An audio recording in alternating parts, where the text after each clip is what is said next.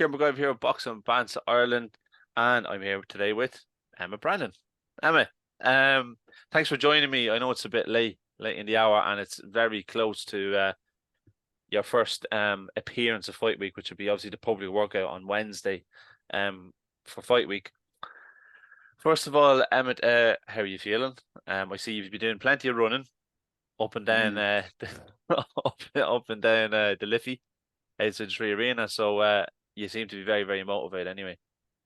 Yeah, look, if you're not motivated for an opportunity like this, you're in the wrong game. This is probably as big as it gets, and obviously I've been a little bit more vocal and a little bit more showing a lot more videos of running up beside the 3ARENA. I only live a kilometre from there, and that's where I would do a lot of me running anyway. So it was just made perfect sense with the fight happening in the 3ARENA to market a little bit more. And yeah, look, highly motivated. Training camp is finished. It's gone excellent.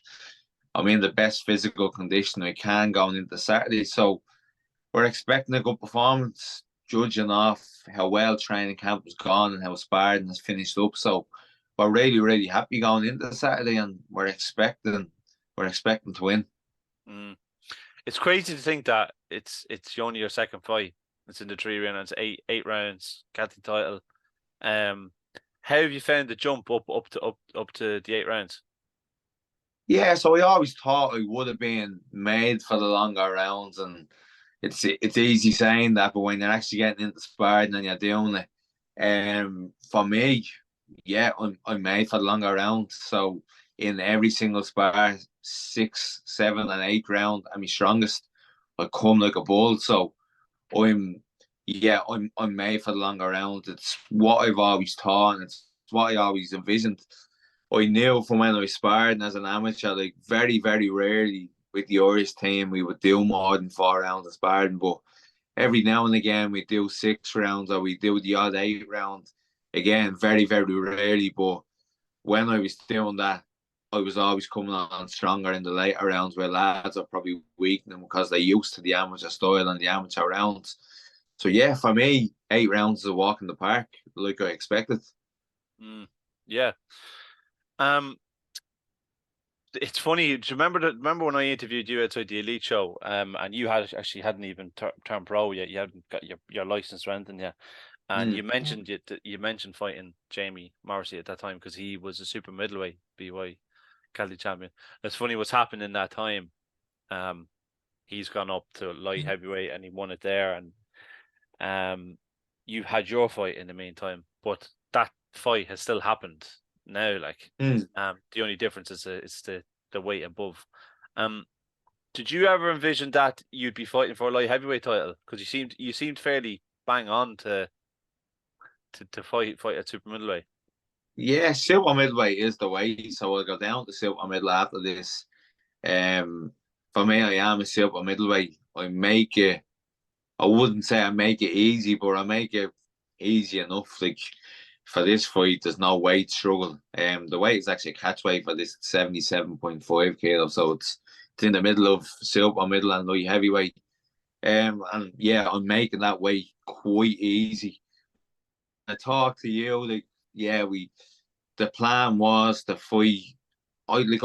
Jamie is probably the best on the domestic scene. He's the best record anyway. He's the only lad there that's unbeaten. He has the win and the draw against Kevin Cronin. Second fight a little bit controversial, but it went down as a draw. So he has the best record. And we wanted the best guy in the weight or in around the weight as early as possible, and that's what we got with Jamie. You know, we're not overlooking him. He's a good lad. He has a strong attributes. He's long. He's rangy. He's a fast one too, and he's a good set of balls on him. He's gutsy. So, we're definitely not overlooking him, but we're very, very confident that we can get the win and we look good doing it. But it's going to be a top class fight. I'm really, really excited for it.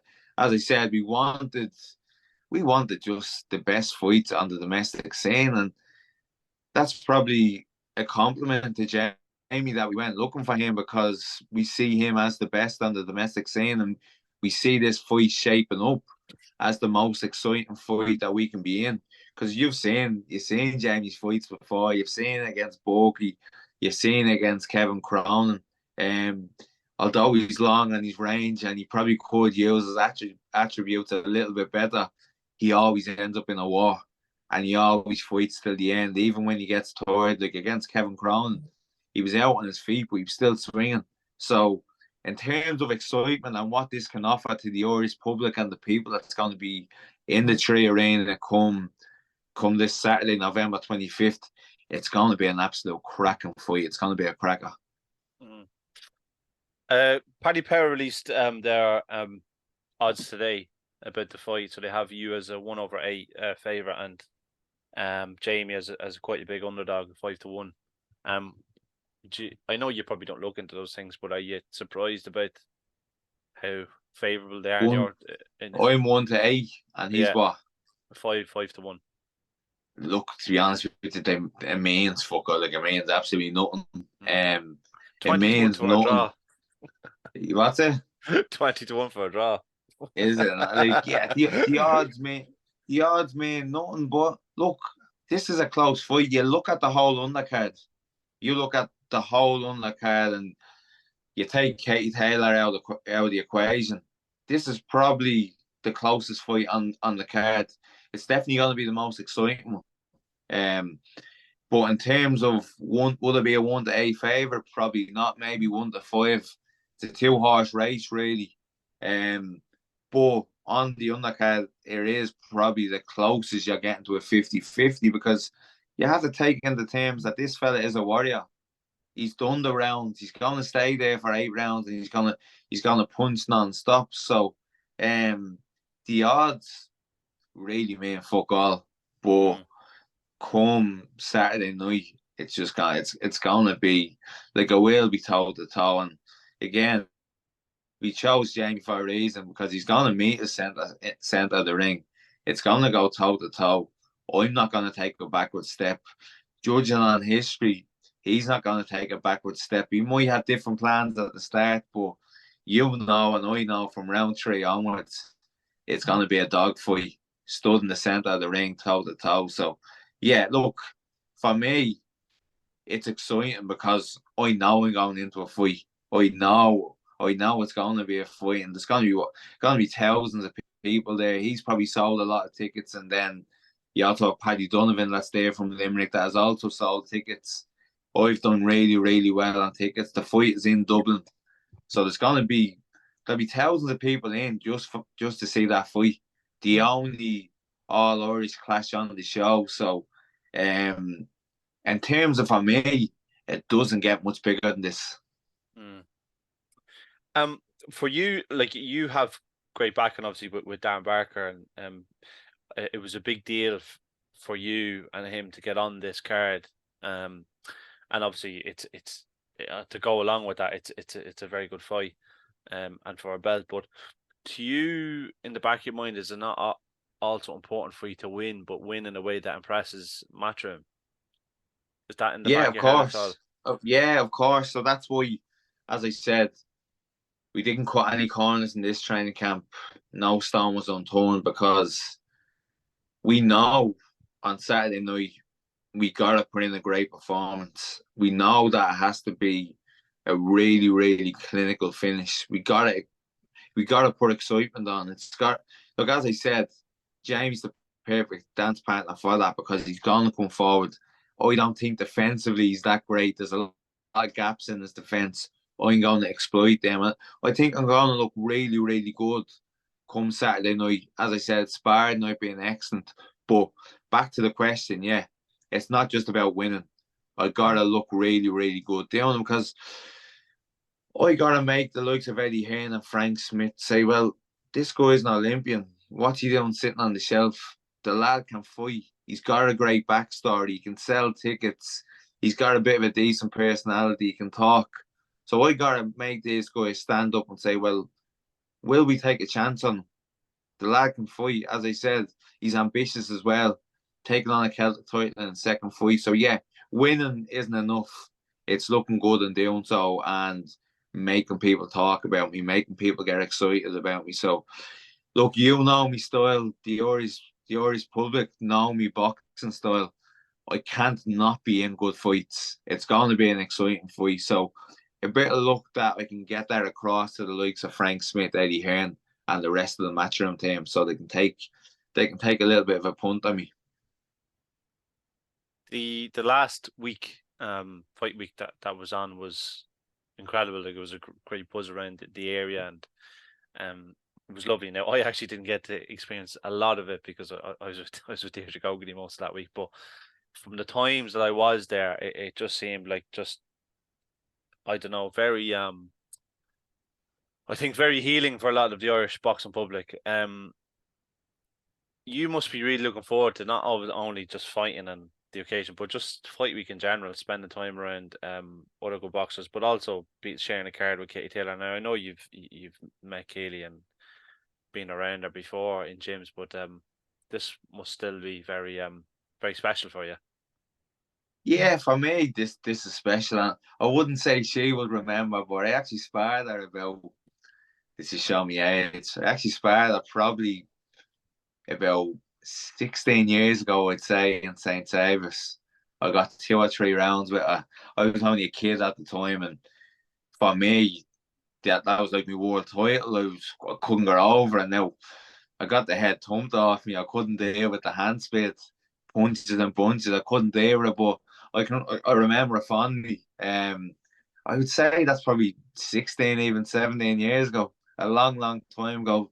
So yeah, look, it's very, very exciting, obviously, to be on our undercard, and a chance for her to get revenge over Chantal Cameron could be a great night for Irish boxing. And I'm really looking forward to the whole fight week. Again, without trying to delve too much into it and get ahead of myself and think I'm a bit of a superstar. It's about staying level headed and remembering that there's a fight on Saturday and there's a job to be done. Um, it's very, very easy to get ahead of yourself when you have like a bit of profile about you coming into fight week, doing all the interviews, and people sort of blowing smoke up your hole. But I get the job done on Saturday. We go back to, you want to look good and you want to win in good fashion and you want people talking about you. If you get a little bit ahead of yourself, as we've seen in the past, things you Yeah, can well, become a little bit unstuck. like, I do something to ask you, right? And this is something that to me, the last fight card, it actually bugged me, right? Mm. You're in the city, lad. What is your walkout song? For this fight coming, Yeah, inner city. um, Yeah. I, I, I actually Have you haven't have you picked it chose yet. it? No, No, I haven't picked it yet. no, I'm no. four Because, days out.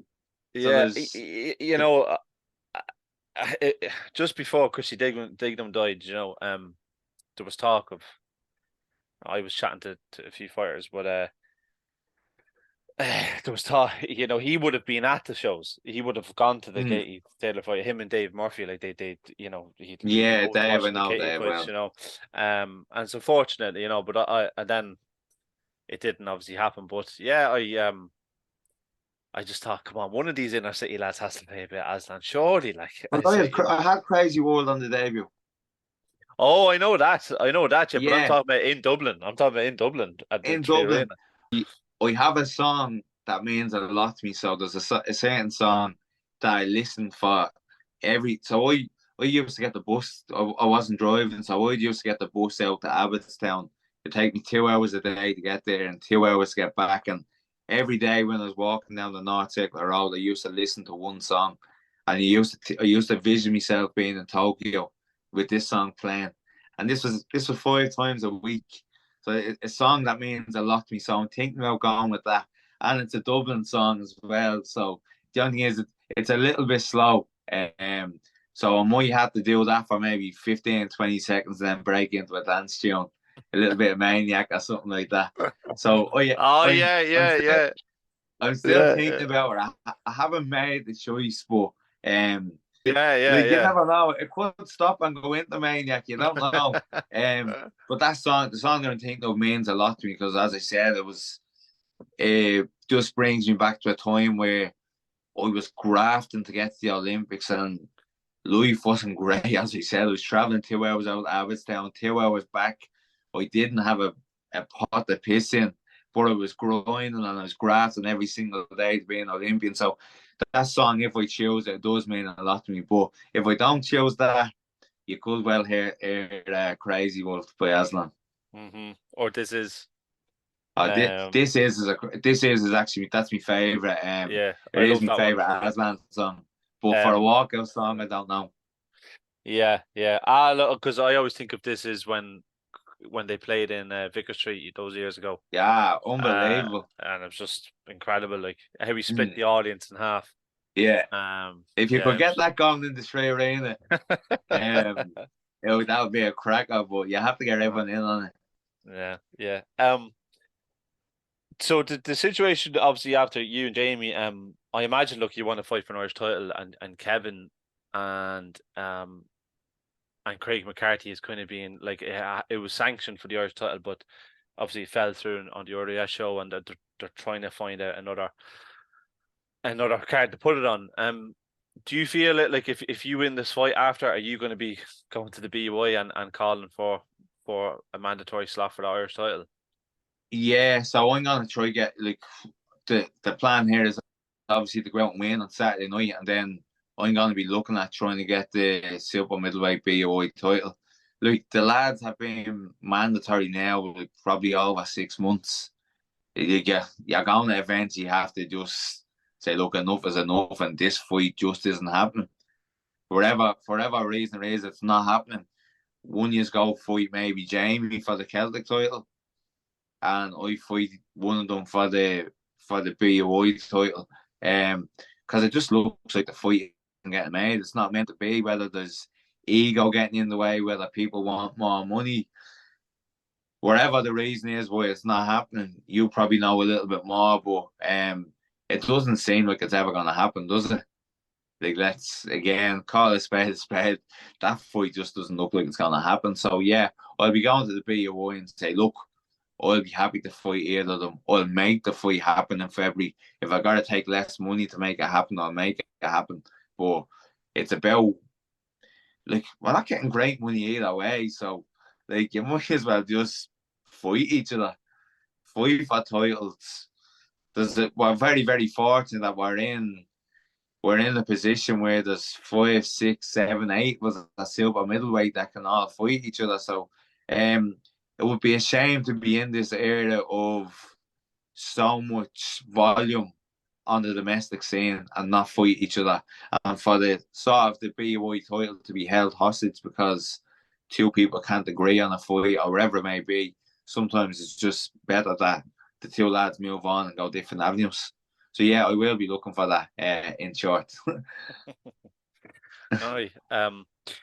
Uh, yeah. So I think that's really it. As for now, one thing I was going to say to you, it was interesting speaking to Jamie the other day, and he was speaking about his OCD, and it literally when he said it, immediately clicked with me.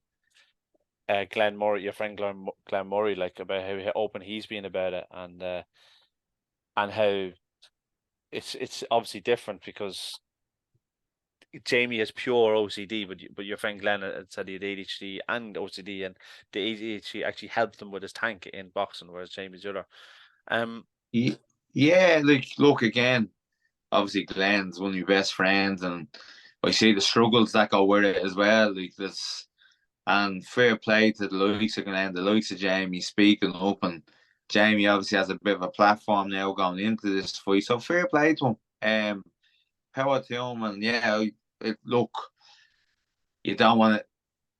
We're all different. We're all human, and look, we're gonna fight on Saturday night. But after Saturday night, we wish each other the best. So yeah, fair play to him. Use your platform and try to get the word out there, and try potentially help a few youth in the area, or even if you anyone in Ireland that's going through the same thing. Not only Limerick, like it's everyone has their problems, and as I said, everyone is different. So fair play to him for using his platform for this fight, because we are at to get a small bit of a platform whether we like it or not. So yeah, fair play to the lad for using that to speak up, and if that can help one or two lads or one or two girls or whoever it may be, I suppose that's his job done. he's helped one or two people. And look, you sort of look into the success of a boxer too much, and you really have to look at what we can do. We can help inspire the next generation. We can help 16, 17, 18-year-olds maybe go down a little bit of a better path than what they were going through or where they were going to go. So yeah, again, I respect them for speaking up, and I respect them for potentially helping youth and adults that have OCD or maybe have other. I'm not going to say, well, that thing's wrong with them, because there's nothing wrong with them, but maybe they have other conditions. So yeah, fair play to them. I'll give you an interesting fact. It's something from that me and Jamie only realised during the week. Amory Griffin, who boxed Deirdre Gowley in the first fight between two women on the island, which was unsanctioned in Limerick, 1991. Amory reached out to me and looked for a ticket, and I says, "Geez, you're going to this one as well?" He said, "Yeah, my son is cousins with Jamie." So it turned out that Jamie's uncle was married to Amory Griffin. The woman, Jesus. her and Deirdre were the first to ever have a fight between two women. That's crazy, yeah. And it's all come all full circle now to Katie, headlining in 3ARENA. So it's a smaller world, and you'll even realise in boxing it's a smaller world. You never know who's who or who's related to who. It is a small world, but look, me and Jamie we're gonna go toe to toe on Saturday night. It's gonna be a cracker. I'm very, very excited for it. I still don't know where we are on the card. I'm trying to get it bumped up.